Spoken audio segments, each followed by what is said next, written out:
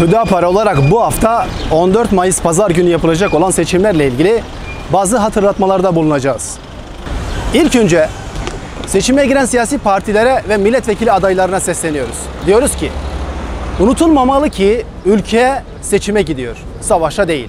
O yüzden özellikle seçim günü bütün milletvekili adayları ve siyasi partilerin yöneticileri kullanacağı dil ve üsluba çok dikkat etmelidirler ve sergileyecekleri davranışlara, tavırlara da çok dikkat etmelidirler.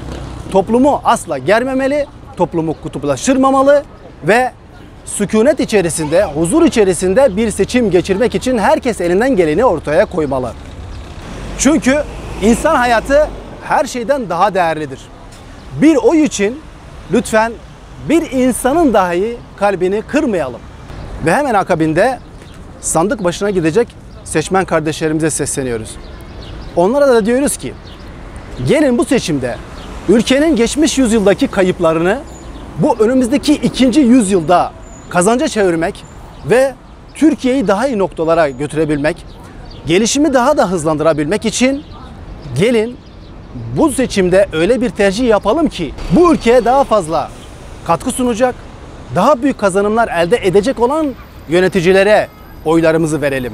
Yani diyorum ki sandık başına gittiğimizde duygularımızla hareket etmeyelim. Aklımızla ve vicdanımızla hareket edelim. Ülkenin bugüne kadar gelmiş olduğu noktayı ve bundan sonra gelecek olan bütün noktayı göz önünde bulunduralım ve öylece tercih edelim. Ben eminim ki Şanlıurfa halkı önceden kararını zaten vermiştir. Kararı da oldukça nettir. Sandık başına herkes gidecek ve herkes aklıyla ve vicdanıyla hareket edip doğru olan seçimi de ortaya koyacaktır. Çünkü bu yüzyılda doğru zamanda doğru adayla ve doğru adamla devam etmeliyiz ki ülkenin kazanımları kayba dönüşmesin. Bilakis daha da fazla kazanımlar elde edelim diye bir tercihte bulunacağız. Ve şunu asla unutmayalım. Sandık halkın iradesidir, sandık halkın sesidir. Pazar günü herkes susacak, sadece halk konuşacak. Akşam sandıklar açıldığında herkes halkın iradesine saygı duyacak.